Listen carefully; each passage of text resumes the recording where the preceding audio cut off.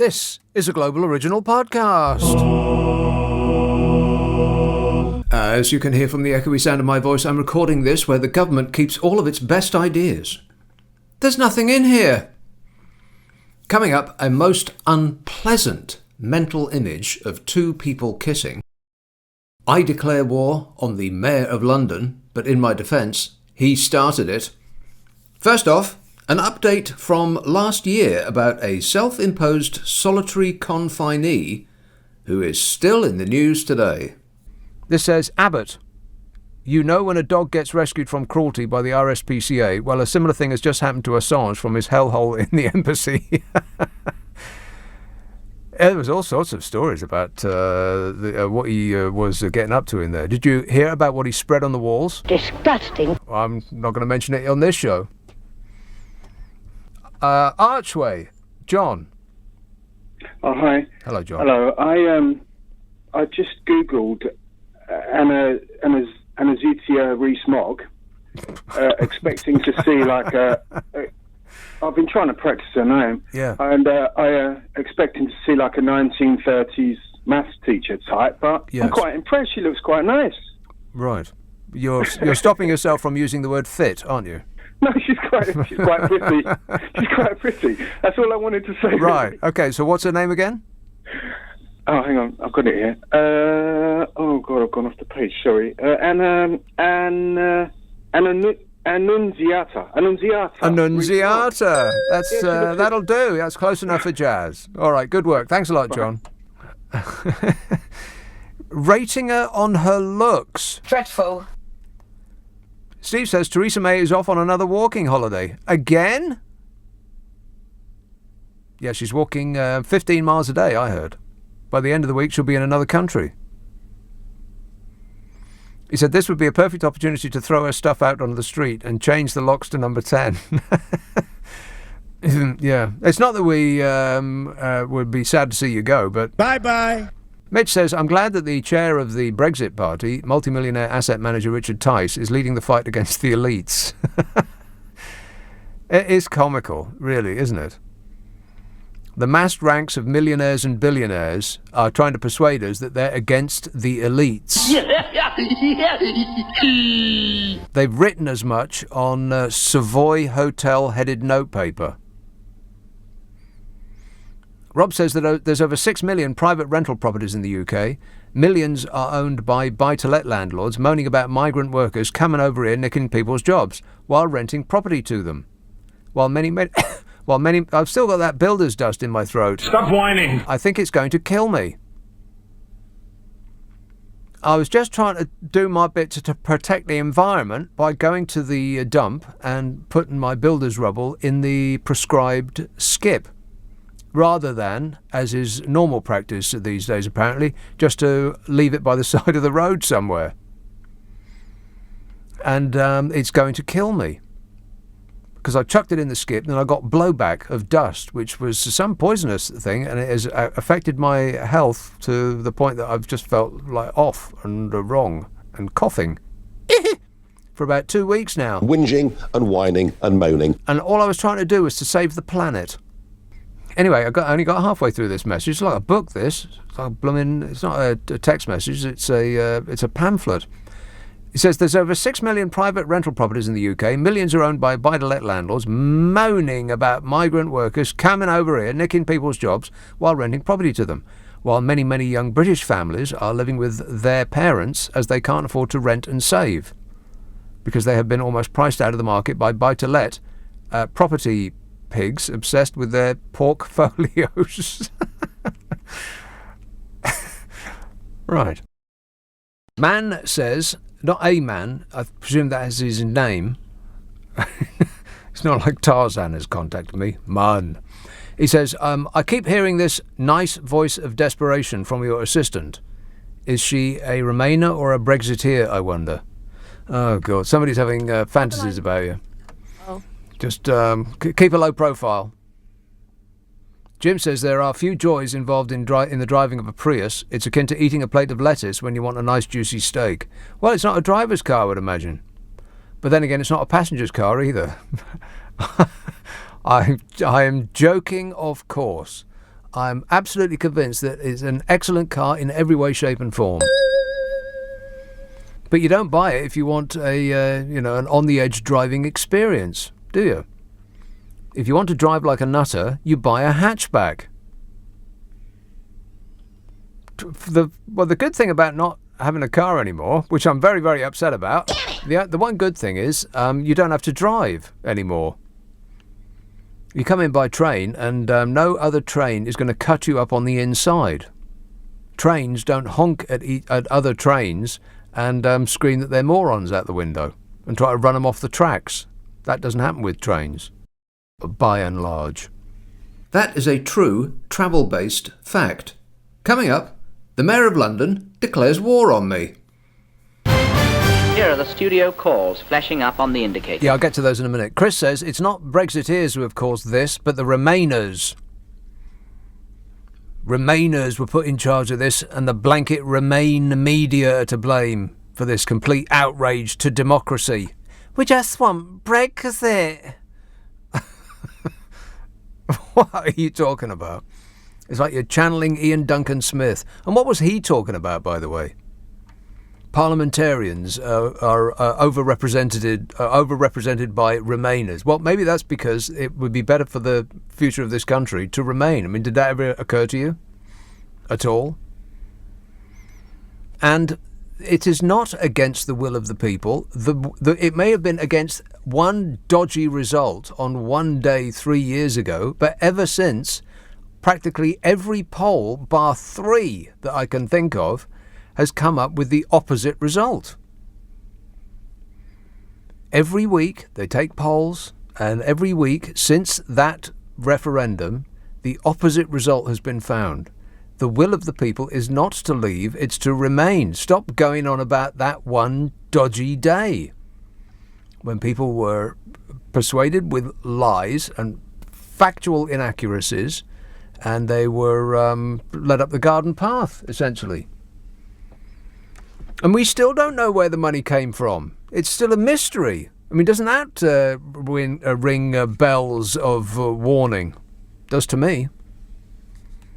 But apparently we're to ignore all of that, all of these warning signals. Warning, warning. And we're to ignore the fact that a lot of the money came from people who don't even live here.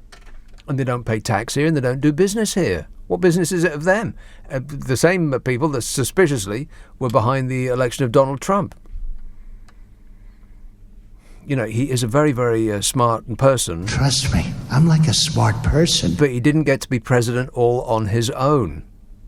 He got help, whether he's going to admit it or not. Joseph says, is there a way that people like me can remain in the EU? Let the knuckle-draggers have their blue passports, Union Jack hats and limited intelligence, whilst the rest are left to enjoy Europe. To enjoy Europe, other cultures, in peace. That doesn't make sense. Never mind. Stop picking fights. Why can't we all just get along? Lorne says, stay with your car. That's much more important anyway. Don't trust any car under 30. 30 years old is the absolute minimum that a car should be. Yeah. Like people. My car's dead. Oh no. My car committed suicide rather than pay the London Mayor's ultra-low emissions zone charge, which came in this week. Tonight would have been the first time that I would have been charged £12.50. £12.50 to come into work. You believe that? And my car, thinking about that prospect, killed itself this week. So thanks a lot, you mayor. You believe that? I am appalled. So I started it up, and it sounded like Julian Assange was locked in there and was trying to bash his way out with a hammer. It was knock, knock, knock. It was like that. And then smoke started coming out of the engine. And I thought, well, maybe I'll switch it off now. And I called for a lorry to take it back home. And now it sits disconsolately outside my house. 20 years we've been together.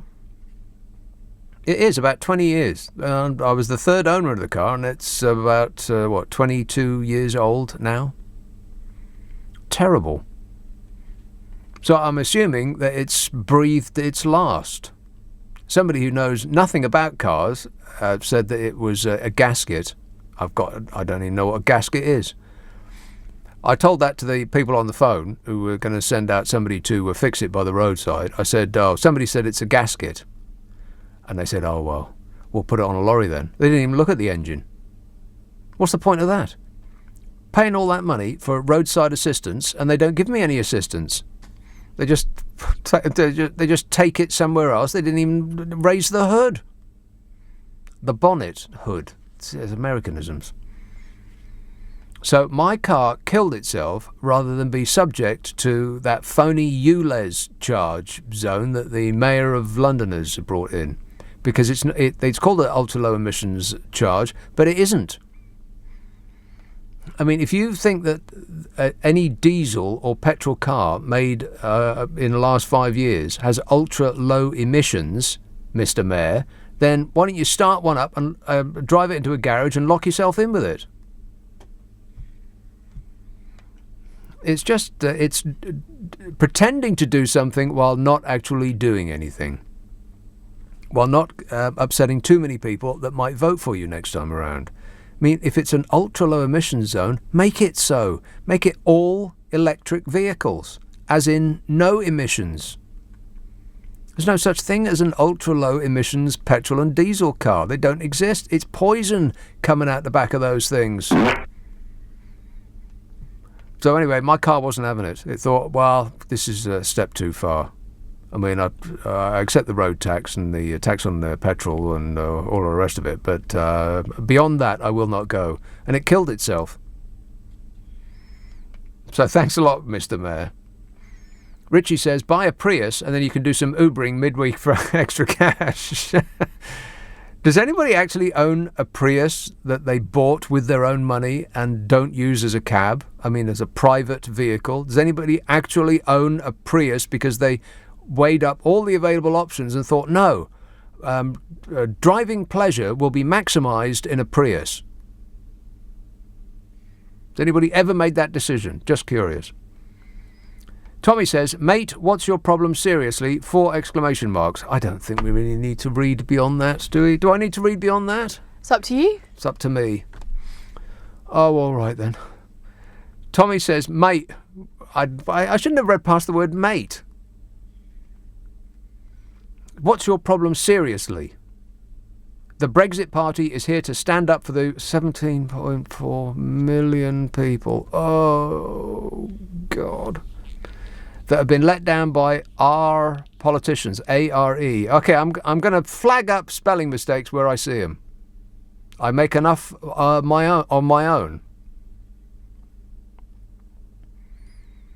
The Brexit Party is here to stand up for the 17.4 million people that have been let down by our politicians over the last 2 years, and all you do is constantly bash us because you lost the referendum. Oh, God. It hasn't changed in 3 years, has it? 17.4 million people. 60 million people live here. So take 17.4 million from 60, and that's like 1.4 is like 6 like it's about 50? 50 million people said we would either like to stay or they made no opinion one way or the other. To make such a momentous decision for the future of this country based on lies and mystery money and very dodgy blanket advertising, millions of targeted ads poured all over the internet, to make a decision based on that and then to stand by it and say that to disagree with that decision is undemocratic is patently ridiculous. And it's people shouting like that that are trying to corral us into making this stupid decision, to make the decision stick. We are being led by those who shout the loudest. They didn't think that they were going to win because I would assume that they didn't think that they had the best argument. Nigel Farage didn't think he was going to win. He specifically said that if it was 52 to 48, it would be unfinished business. That's what he said. And it was 52 to 48, but in his favour, which surprised him. And now, of course, because he won, then it is finished business. Honestly, how can you take people like that seriously? It's just, it's staggering. We shouldn't be taking the referendum seriously. There should be criminal proceedings against certain individuals about that referendum, about the misinformation that was dealt out. Liar! There's plenty of that about. And somebody should be crushing that bus, by the way. Alison says, I was watching The Princess Bride the other day with my kids, and I heard one of the characters saying liar. Is that where you got your liar soundbite? Maybe. That is a great film. If you haven't seen... Hey, have you seen The Princess Bride? I have no idea what you're talking about, Nick. Oh, right, okay. Well, then you should see The Princess Bride. In fact, drop everything and watch it right now. I mean it. It's a brilliant, brilliant film. It's fun. It is literally fun for all the family. You can watch it with any member of your family, from the oldest to the youngest, and there will be no periods in which you are embarrassed, where you look away and you just want the earth to open and swallow you up. You know, when, like if you're watching a David Attenborough film and lions start, doing it. Disgusting. Then you don't want to be watching that with any other member of your family, am I right? That is not the case with the film The Princess Bride. It is just superb. It's a 5-star film and you must watch it straight away. Let's have a call in, and you're right, by the way. Camden, Adam. Good evening, Nick. How are you, mate? I am great, mate. Oh, Adam, wait a minute. Wait. I've just seen the clock. Can I go to a break and then come back to you? Yep. What a cooperative caller. This is LBC. Nick Abbott on LBC. Call 0345 6060 973.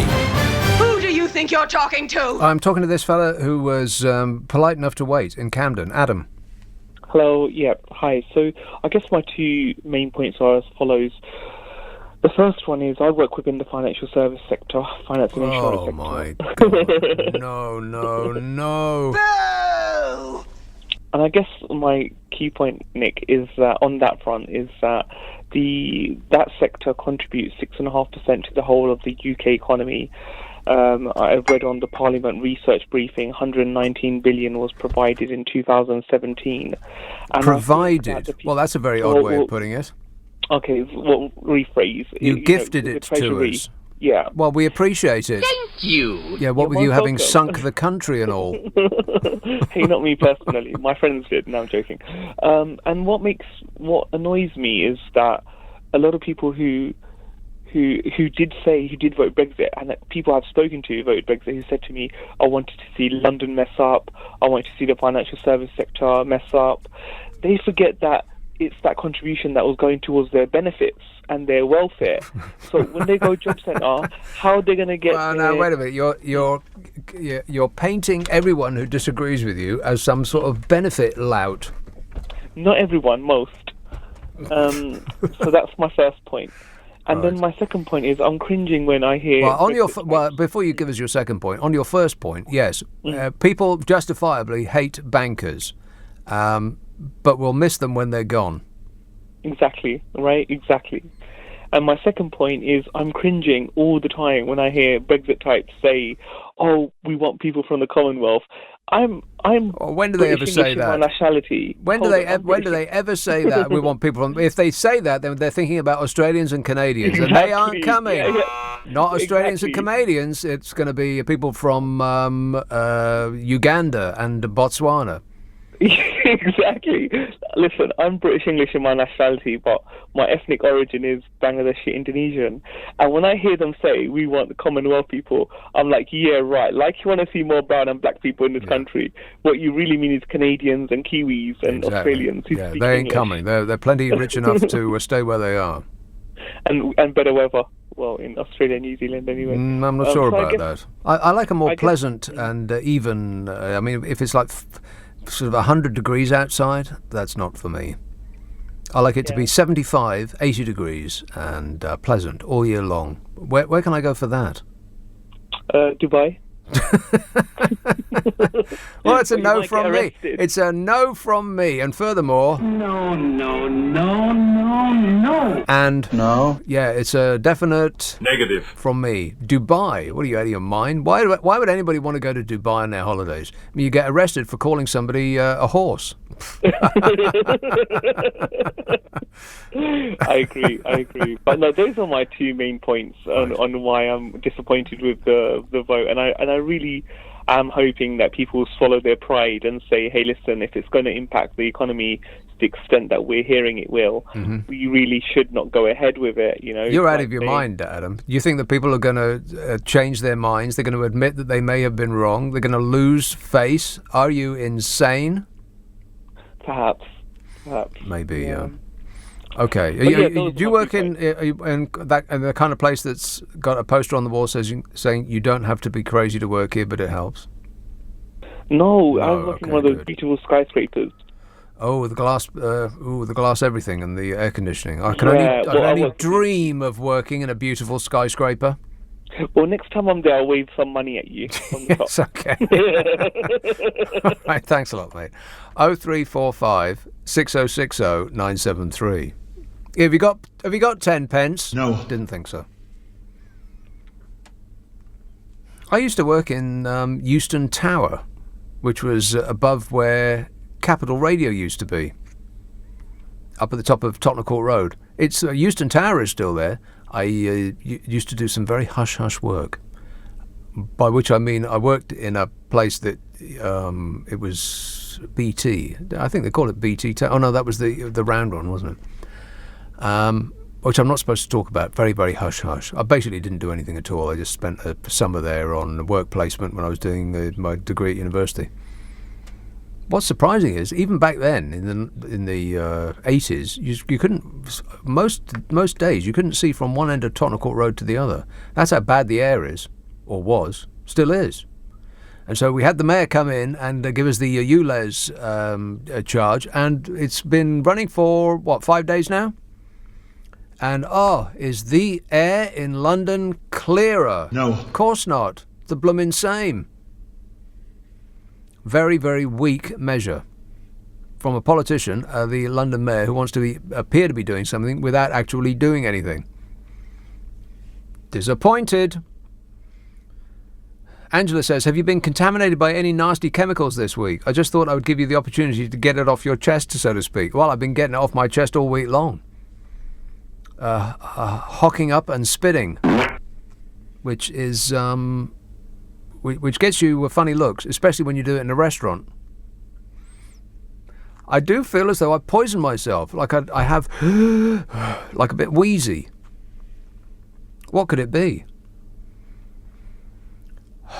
Jim says, never seen anything as wasteful, hateful and embarrassingly stupid as Brexit and the dopes peddling it as the will of the people. Apologies if that sounds a tad harsh, but really, why can't they just get a hobby and stop being morons? Just saying.